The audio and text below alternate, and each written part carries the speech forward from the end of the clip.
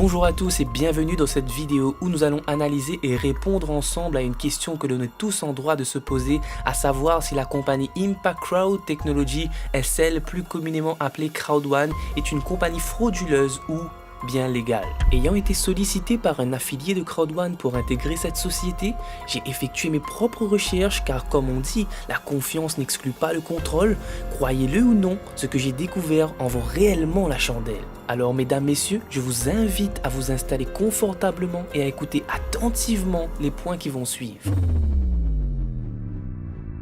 Le premier réflexe que j'ai afin de débuter mes recherches est d'aller sur le site de Crowd1 et sur ce site, en descendant tout en bas de cette page, j'aperçois deux éléments très importants, à savoir l'adresse de la compagnie et aussi leur numéro d'identification fiscale. Pour en apprendre mieux au sujet de Crowd1, nous nous rendons sur la rubrique à propos afin de comprendre ce que la compagnie propose. La première chose qu'on peut lire dans cette rubrique est que Crowd1 et iCity s'efforcent d'atteindre l'égalité numérique. Crowd1 nous précise aussi qu'elle a récemment été acquise par une société européenne du nom d'Impact Crowd Technology SL, iCity.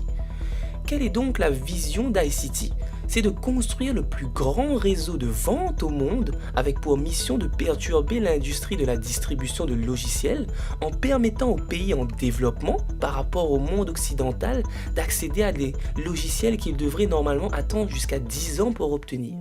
Dès la première lecture, je me rends compte de suite de l'intention vertueuse qu'a cette compagnie, qui est de rétablir l'égalité des chances entre les pays en développement et les pays occidentaux, en leur permettant d'accéder plus rapidement à des produits numériques de qualité, sans aucune discrimination raciale, sociale ou de genre. Et je vous avoue que c'est un point qui m'a énormément plu.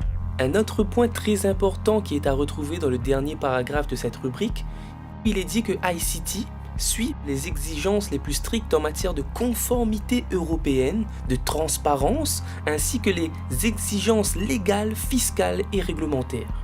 À cette fin, la société travaille avec des cabinets d'audit et d'avocats établis.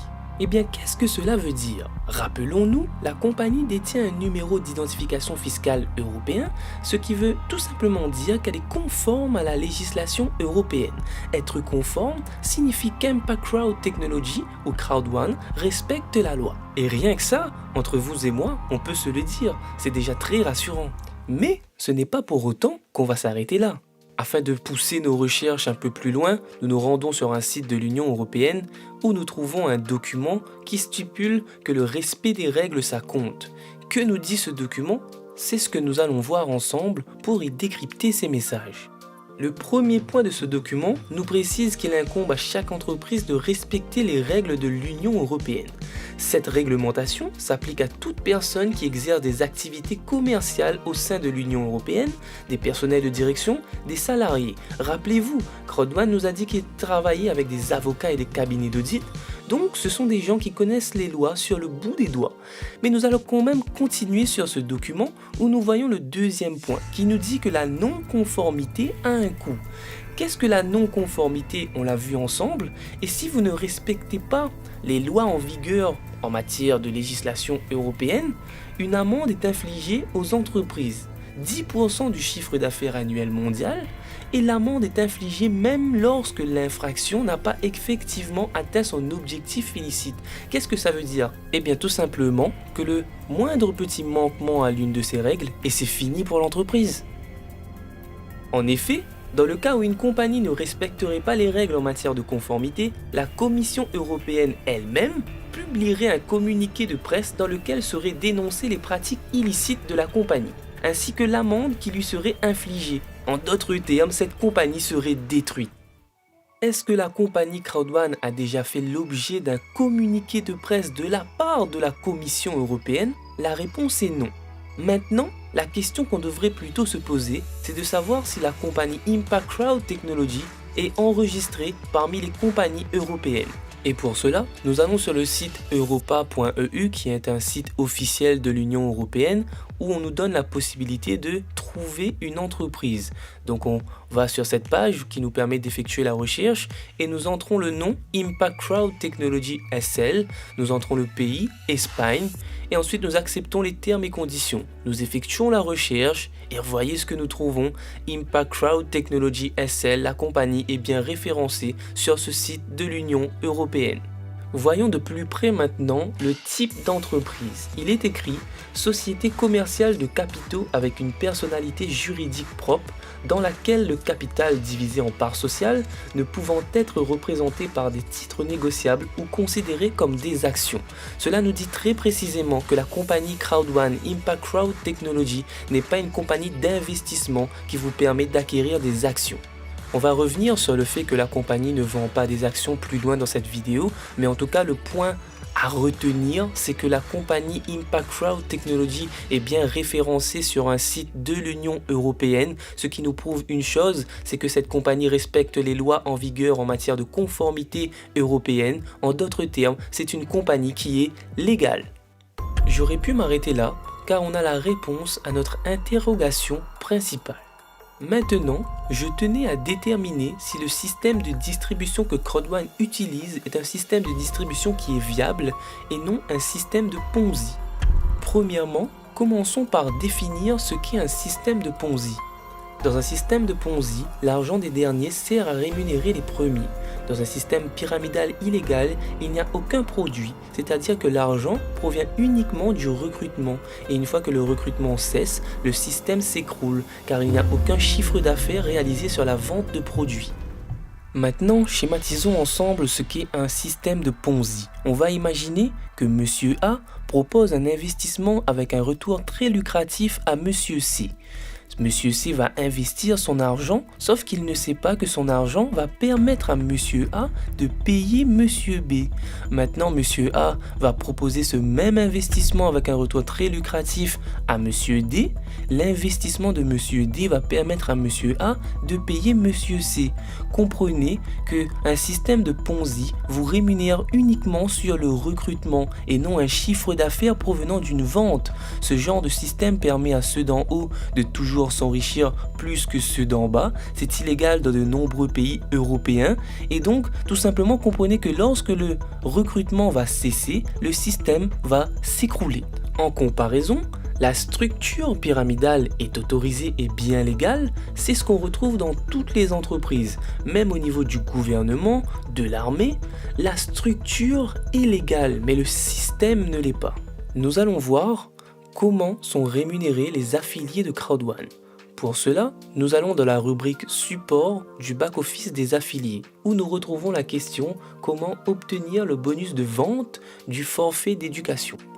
Une des réponses à laquelle on peut d'ores et déjà répondre, c'est que ce bonus tel qu'il est mentionné tient compte de la vente de produits d'éducation. Et Crowd1 nous précise, vous devez positionner un partenaire dans votre équipe de gauche et un partenaire dans votre équipe de droite. C'est la condition à laquelle vous devez répondre pour pouvoir toucher ce bonus, pour pouvoir être rémunéré dans ce bonus. Le deuxième point important, c'est qu'il nous précise que chaque package vous donnera un certain nombre de points binaires. Donc BP qui tient compte tout simplement du chiffre d'affaires, ça représente le volume de chiffre d'affaires. Donc nous voyons juste en dessous les différents packs, le paquet blanc vendu pour 99 € qui rapporte 90 BP, le pack black vendu pour 299 € qui rapporte 270 BP, le pack gold vendu pour 799 € qui rapporte 720 BP, un pack titanium vendu pour 2499 € et rapporte 2250 BP. C'est grâce à ces BP que vous serez rémunéré. Donc un autre point important, seuls les points dans un équilibre entre votre équipe de droite et l'équipe de gauche seront soumis à la génération d'un solde BP qui peut être échangé contre une valeur monétaire. Qu'est-ce que ça veut dire? Ça veut dire que vous devez avoir du chiffre d'affaires à la fois dans votre équipe de gauche et dans votre équipe de droite pour pouvoir être rémunéré. Si vous avez un développement uniquement dans votre équipe de gauche par exemple, vous ne serez pas rémunéré. Le BP ne peut être crédité pour être en équilibre qu'une seule fois et aucun revenu récurrent ne peut être généré pour le même solde de BP. Ça veut dire que si vous avez positionné quelqu'un dans votre équipe de gauche et si vous avez positionné quelqu'un dans votre équipe de droite et que ces deux personnes ont acheté un pack blanc qui rapporte 90 BP, vous avez, grâce à vous, en tout cas, Crowd1 a fait un chiffre d'affaires et vous serez récompensé sur ce chiffre d'affaires une seule fois et pas une deuxième parce que Crowd1 a fait un chiffre d'affaires une seule fois. Nous allons maintenant illustrer ce qui a été dit précédemment. Ça va nous permettre de déterminer si la rémunération tient compte du recrutement ou d'un chiffre d'affaires lié à la vente de packs d'éducation. On va imaginer que Albert est positionné. Albert a son équipe de gauche et son équipe de droite qu'il doit développer. Albert parraine John. Et John, lui, il a compris le fonctionnement de ce bonus. Il va donc parrainer Paul et il va aussi parrainer Carla. De cette manière, John, il a un parrainage de son équipe de droite, un parrainage de son équipe de gauche. Ces deux partenaires ont pris un pack white, donc grâce à lui, Crowd1 a fait un chiffre d'affaires sur la vente du pack white et John a gagné 18 €. Pourquoi? Parce que le pack white, le pack blanc, rapporte 90 points. Donc on additionne 90 points x 2, ça fait 180 points. Il reçoit 10% de ces 180 points et ça représente 18 €. Maintenant, Carla, elle aussi, veut développer ces deux équipes. Elle va donc parrainer une première personne dans son équipe de gauche et une deuxième personne dans son équipe de droite.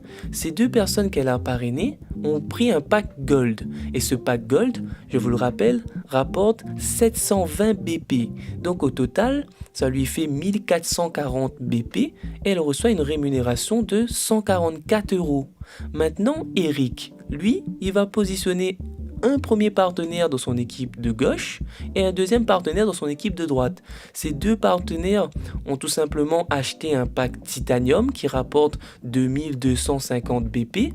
Donc x2, ça fait 4500 BP. Il reçoit une rémunération de 450 €.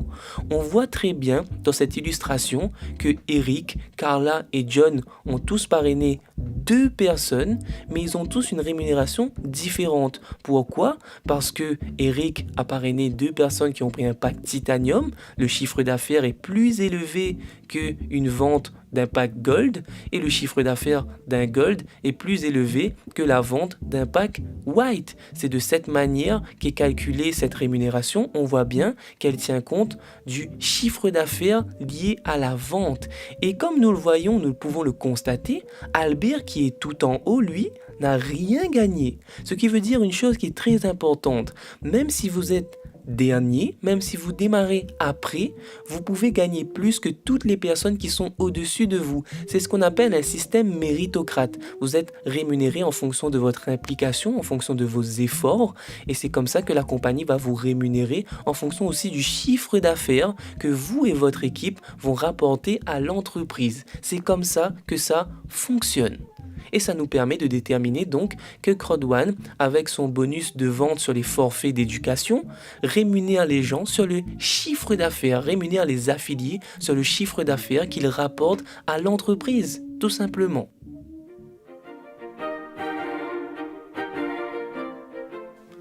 Il y a aussi une loi française, l'article L122.6, qui condamne les entreprises utilisant un système pyramidal. Sont interdits dans cette loi la vente pratiquée par le procédé dit de la boule de neige, autrement appelé système pyramidal.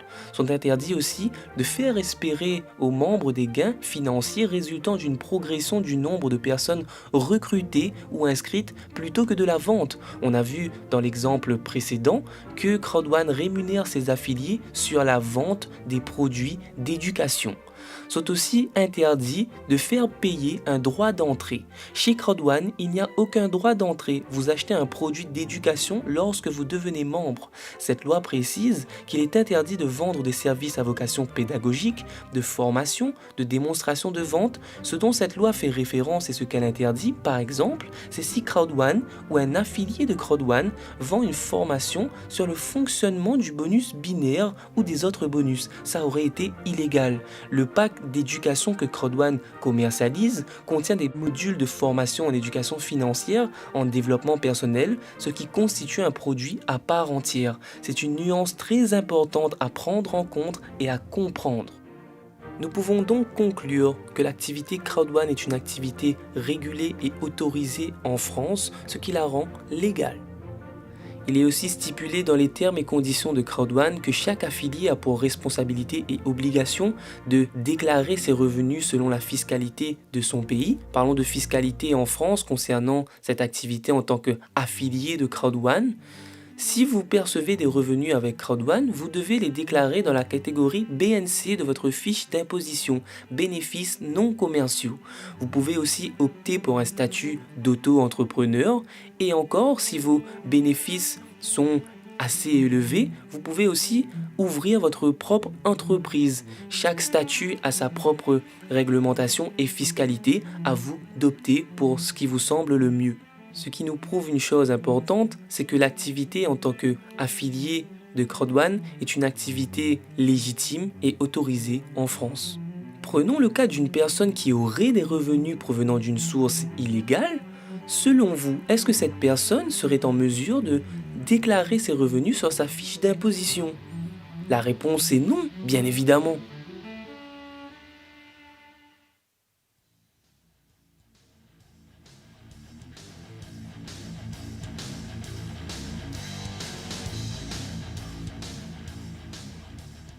Récemment, il y a eu une affaire aux Philippines concernant CrowdOne. En effet, la SEC a émis une alerte concernant la compagnie CrowdOne et l'activité qu'elle propose. Au premier abord, cela peut faire peur, mais lorsque nous analysons les faits, nous pouvons aisément comprendre de quelle manière cela est arrivé. Nous nous rendons compte qu'il y a bel et bien une incompréhension totale de la part de la SEC et une désinformation abusive ayant été faite par certains affiliés. En effet, certains d'entre eux ont parlé de CrowdOne comme étant une plateforme d'investissement qui vendait des actions. Or, nous avons vu précédemment sur le site de l'Union européenne que CrowdOne n'est pas une entreprise qui vend des actions. Suite à cela, CrowdOne a réagi en émettant un courrier adressé à la SEC et aux affiliés. Alors, commençons ensemble cette analyse du document émis par la SEC, où ils disent, dans une de leurs phrases, que CrowdOne promet des gains financiers énormes. Or, dans les termes et conditions de la compagnie CrowdOne, il est stipulé, je cite, « Nous ne fournissons absolument aucune garantie que vous gagnerez de l'argent ou réaliserez un objectif financier. » La SEC, dans son document, juste en dessous, explique les différents packs et explique aussi vaguement les différents bonus. En tout cas, il y a aussi une phrase qui est marquante, c'est que CrowdOne a une structure pyramidale. Alors on a vu ensemble, la structure est autorisée, le système ne l'est pas. La SEC nous dit aussi que sans aucun doute, CrowdOne est un système pyramidal. Sans aucun doute, mais on a vu ensemble ce qu'est un système pyramidal. Peut-on dire que CrowdOne est un système pyramidal d'après les preuves factuelles qu'on a analysées ensemble? La réponse est non. Sur ce même document, la SEC stipule que CrowdOne offre des valeurs mobilières, autrement dit actions, via un contrat d'investissement. Or, on a vu ensemble sur le site de l'Union européenne que CrowdOne ne vend aucune action. En effet, CrowdOne offre gratuitement des CrowdOne Rewards et ces mêmes CrowdOne Rewards permettent aux affiliés de se partager les profits générés par les plateformes d'affiliation. Un peu plus loin dans son document, la SEC stipule encore une fois que les gains financiers résultent uniquement du recrutement de plus en plus de gens, mais on a vu ensemble que la rémunération tient compte du chiffre d'affaires que vous et votre équipe rapportez à l'entreprise, et on a vu même que pour le même nombre de recrutements, les membres peuvent avoir gagné des sommes différentes dues au pack d'éducation qu'ils ont recommandé. D'autant plus qu'avec le bonus trimestriel, tous les membres vont gagner indépendamment du fait qu'ils aient parrainé ou pas. Rendez-vous le 15 juin. C'est effectivement à cette date qu'aura lieu le premier paiement trimestriel de l'histoire de CrowdOne. Et la SEC conclut par dire que CrowdOne Asia Pacific est une compagnie enregistrée avec la SEC, dotée d'une licence de niveau 1, ce qui ne lui confère aucunement le droit de vendre des actions. Mais on a vu ensemble, la compagnie Crowd1 ne vend aucune action. Encore une fois, Crowd1 partage avec ses affiliés les profits générés grâce à ses plateformes d'affiliation. Petite question, pensez-vous qu'une entreprise pratiquant une activité illégale va d'une part chercher à se faire approuver par la SEC? La compagnie Crowd1 a tenu à répondre à la SEC suite à cet avertissement en leur adressant un courrier. Dans ce courrier, Crowd1 nous dit, je cite, « Nous avons été informés que la SEC a envoyé un avertissement au public dans lequel elles avertissent fortement quiconque qui agit en tant que vendeur, courtier ou agent pour Crowd1. L'avertissement suggère également que Crowd1 Asia Pacific sollicite des investissements du public, n'ayant pas obtenu d'enregistrement préalable et de licence pour vendre des valeurs mobilières, actions, ou solliciter des investissements comme prescrit en vertu de l'article 8 de la SRC. Crowd1 dit tout simplement « Nous ne sommes pas du tout d'accord et pensons que la SEC a été mal informée des produits et services proposés par la société. Nous voulons adresser ces préoccupations ici, dans ce courrier, à nos affiliés. » Crowd1 tient à préciser dans ce courrier qu'ils soutiennent pleinement la mission de la SEC de protéger les résidents philippins contre les entreprises frauduleuses potentielles et le risque financier que cela représente. Si nécessaire, Crowd1 dit encore une fois, nous sommes heureux de fournir toute information ou service dont la SEC a besoin pour soutenir cette cause. Nous sommes heureux de contribuer au bien-être financier et sociétal des résidents philippins. Cependant, nous nous opposons fermement à la déclaration de la SEC selon laquelle Crowd1 a une offre de titre par le biais de contrats d'investissement et qu'un membre a droit à un revenu passif au moyen d'une action d'une valeur mobilière. Par la présente, nous déclarons fermement que Crowd1 n'émet, ne vend ni n'offre en aucun cas des titres ou sollicite des investissements sous quelque forme que ce soit au public. En référence à la déclaration de la SEC, Crowd1 est enregistré auprès de la SEC. Nous accordons la personnalité juridique et nos opérations opèrent pleinement dans le domaine juridique accordé.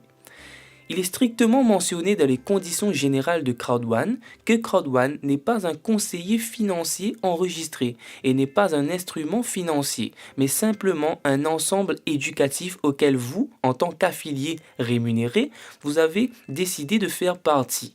De plus, nous déclarons clairement Crowd1 n'offre aucun dividende lié à des actions et les achats comportent un risque de perte financière totale. Pour minimiser le risque de perte, nous conseillons à tous les affiliés de faire vos propres recherches indépendantes avant tout type d'activité commerciale, y compris toute activité lorsque vous attendez des résultats ou des rendements financiers spécifiques. Nous pouvons conclure que cette situation résulte d'une désinformation de la part des membres affiliés de Crowd1 aux Philippines et à la fois d'une incompréhension de la part de la SEC sur les services et produits proposés par la compagnie Crowd1. Crowd1 nous dit aussi, en référence à nos termes et conditions, Crowd1 a le droit et résiliera l'accord avec les dits affiliés s'il montre un acte de mauvaise conduite selon les termes acceptés. Les affiliés indépendants doivent décrire honnêtement et fidèlement le plan de rémunération Crowd1. Ainsi, les affiliés soupçonnés de faire de la désinformation verront leur compte supprimé. En conclusion à ce document, Crowd1 nous dit à l'avenir, nous informerons la SEC que sa déclaration sur les produits et services proposés par Crowd1 contient certaines erreurs et que nous ferons tout notre possible pour coopérer et résoudre tout malentendu futur. En résumé, suite aux faits énoncés tout au long de cette vidéo, nous pouvons affirmer que Impact Crowd Technology, plus communément appelée Crowd1, est une compagnie enregistrée en Europe qui respecte la législation européenne et conforme avec la loi française. Le développement de l'activité en tant qu'affilié est donc autorisé dans les pays où Crowd1 le fait, donc bien évidemment la France. Il est tout de même à rappeler que tout affilié se doit de respecter les termes et conditions en déclarant ses revenus. À la question « Est-ce que Crowd1 est légal ?» Nous pouvons maintenant y répondre « Oui, Crowd1 est bel et bien légal ». It's not a game, it's a rich thing.